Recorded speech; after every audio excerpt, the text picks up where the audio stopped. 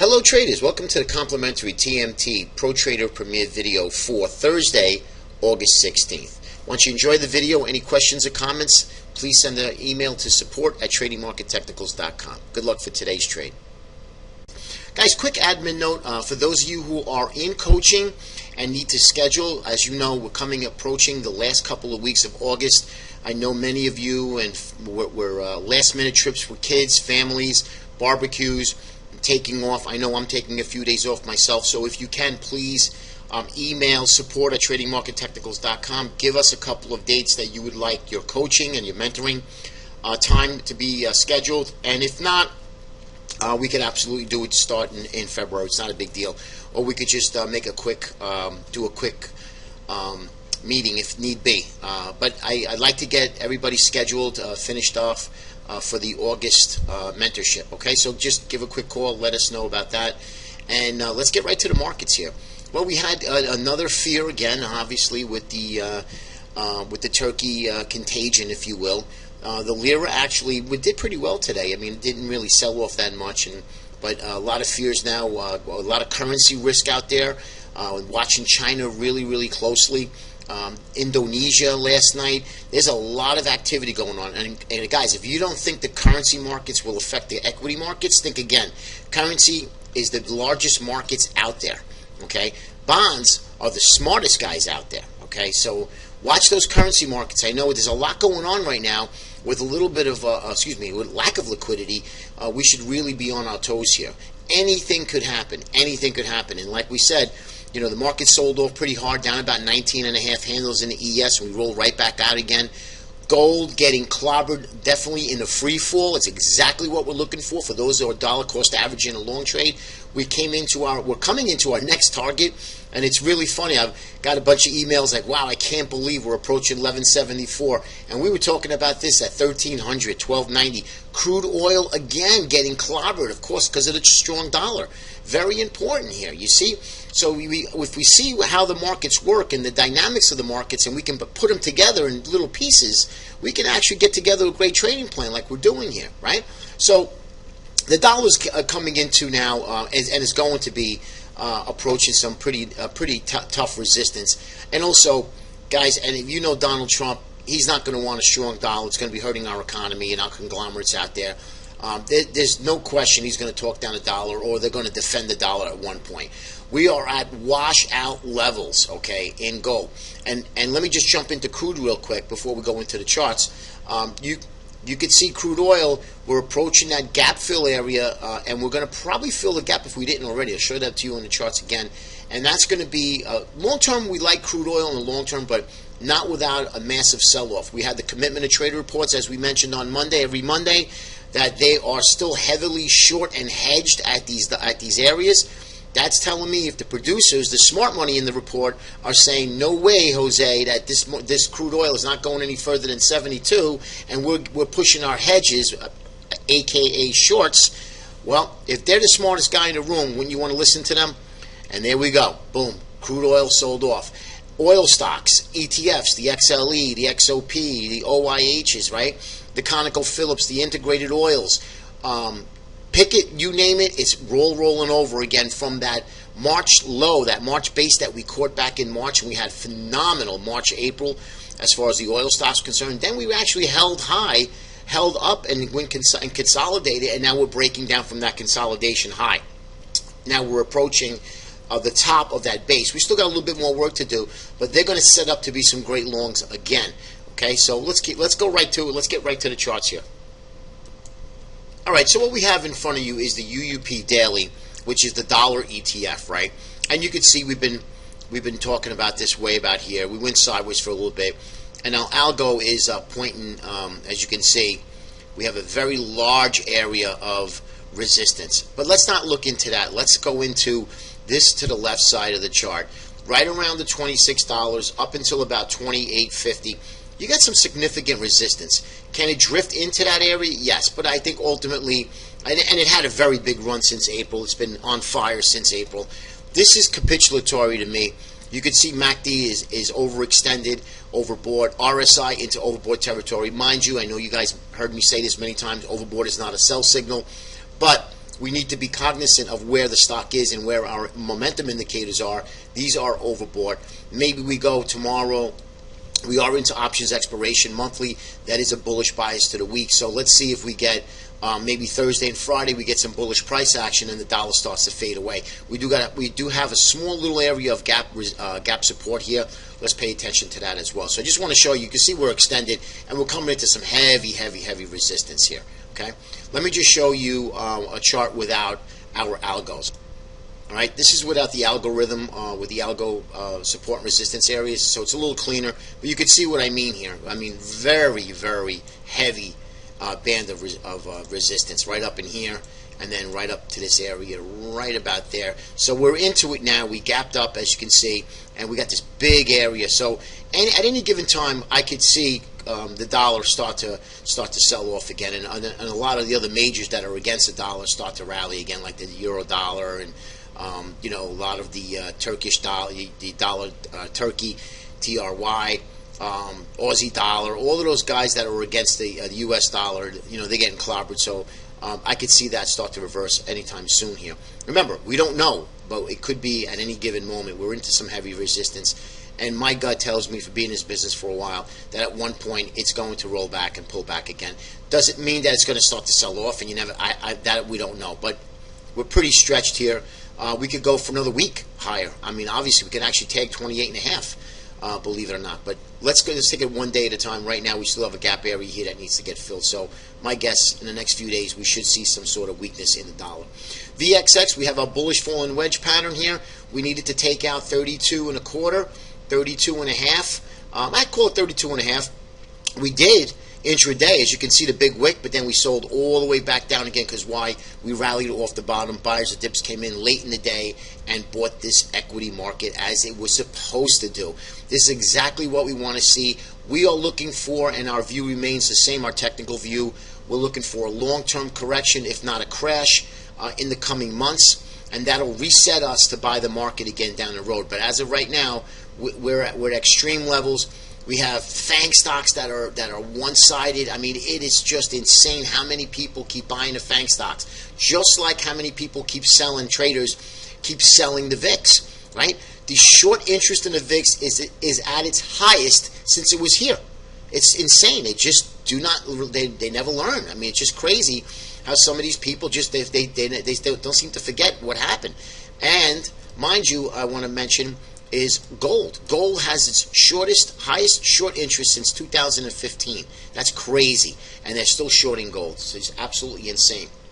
All right, transports. Transports is doing quite well here. We could actually get a nice little rally back up to the highs in equities if the transports can start to break out. Now we have a small little bull flag here, nothing really big, but if we could take out the 201.13, we'll probably migrate back up to the 204.29, even challenge the highs here at 206. That will give us a bid to the equity markets, and that'll give us the opportunity of a lifetime to start looking for a sell signal in equities. NASDAQ, the NQ, and you can see we're starting to break down now. We could have a big rally in equities and the NQ, the big cap tech, start to falter. Why? Money rotation, sector rotation coming out of the NQ and going into any other sector looking for value instead of growth, right? I mean, these growth stocks are just so overvalued. They're grossly overvalued, one-sided. I mean, this just and what I keep saying to everybody is that it's so weighted, heavily weighted, in so many ETFs across the board that 5 stocks could take down the whole financial system. And if you don't think so, think again. Now, obviously, we got to have all 5 at the same time, but we had weakness in Netflix, we had weakness in Facebook. Apple rallied a little bit, but Apple is a mature growth stock. I mean, it's no other than the big hoard of cash that they have. What are they innovating? They need to come out with something soon. But again, you don't want to step in front of a freight train, right? You don't want to sell Apple if you have in your long-term account if it's still holding up and doing well. But you want to pay attention to those FANG stocks. For those of you who have the long-term accounts that you have, or you are weighted in some of these ETFs, pay attention. Don't let anybody tell you otherwise. Do your own homework. Okay. Next is going to be the ES. And you can see here, we're right in an uptrend, no technical damage. We did lose the 21, which, you know what, I would like to see it always up there because it's a tight momentum.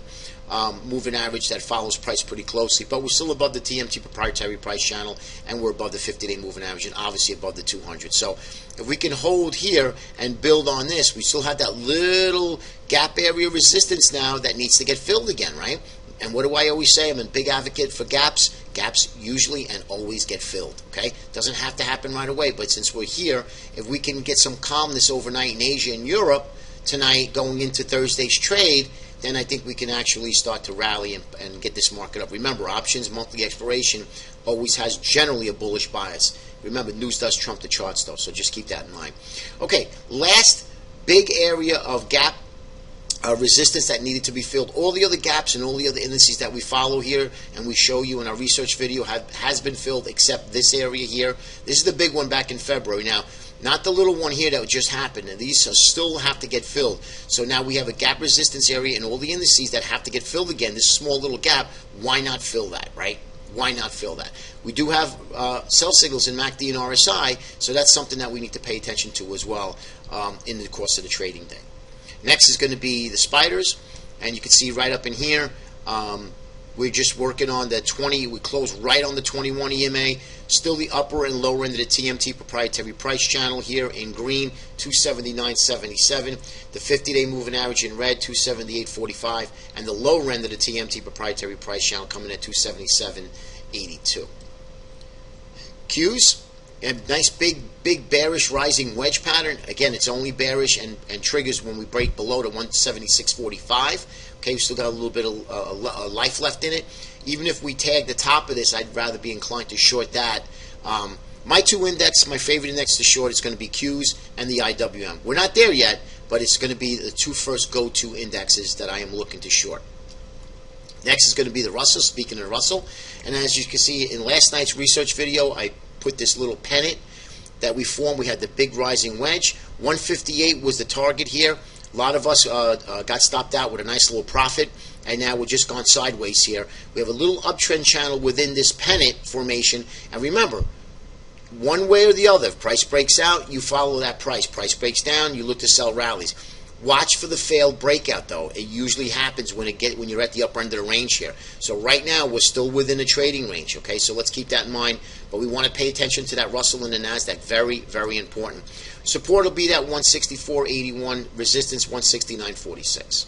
Okay? Let's get into commodities. Crude oil, we fill the gap.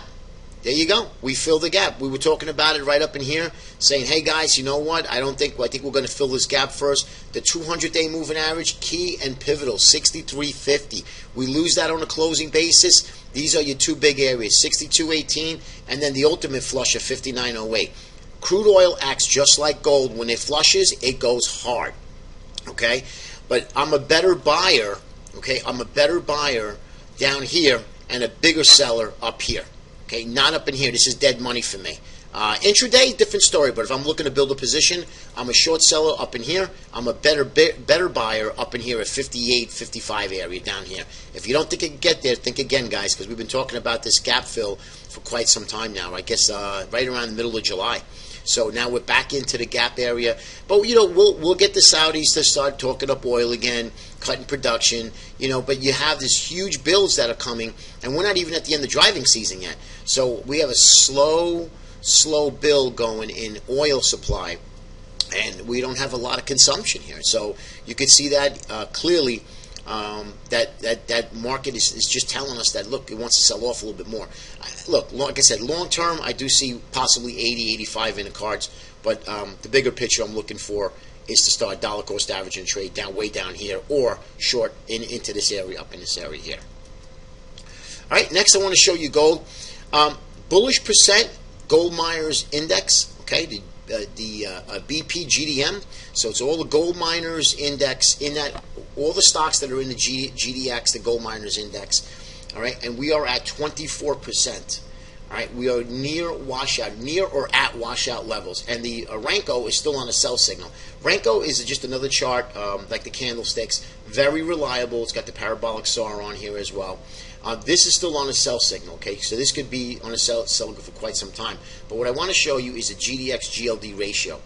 And remember I mentioned GDX leads the gold, and I wanted to show and prove to you guys and not that anybody's asking, but I want to just, if we can educate you guys a little bit more on understanding of what our research is and how we apply it. You can see that GDX, GLD ratio, the GDX is the leader, right, of the GLD, and you can see it's leading gold lower.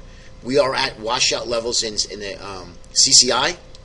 We have MACD here at washout levels.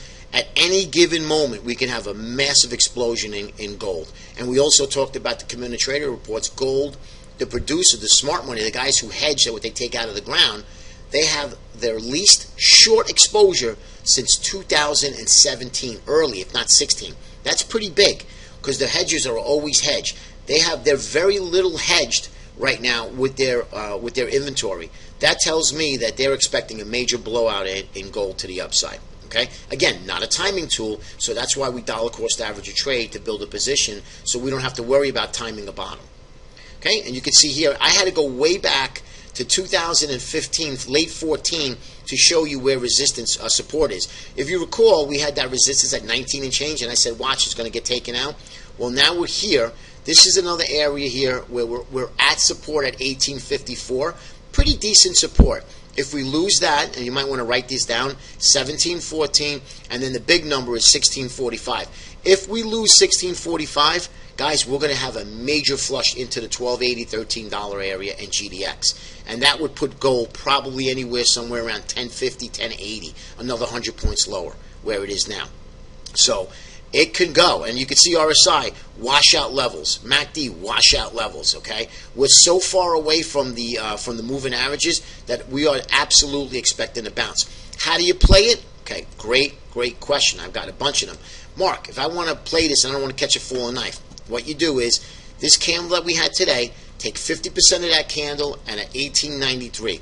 At 1893 on the closing basis, if that closes at 1893, right? You would buy the next day above 1893, and your stops would be the low of this candle, okay, which would be 1846. Okay, so you're looking at a 50-cent stop on an $18 number, and your risk reward is huge to the upside because you know you're looking for a dead cat bounce. That's how you play these washouts. 50% of the candle, you buy above that. Okay, now just figure out what the 50. I'm just doing it real quickly, but that's very effective, highly effective trading strategy if you're looking for something like that.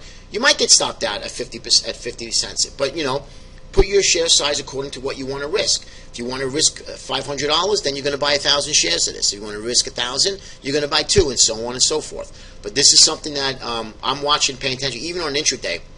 We're going to be looking to do something like this. So, but if you do not have the experience, don't do it because you'll probably get shaken out of the stock. Okay, GC contract. You can see here we have this big bullish falling wedge pattern. It looks like it's going to fail. And 1174, guys, there it is.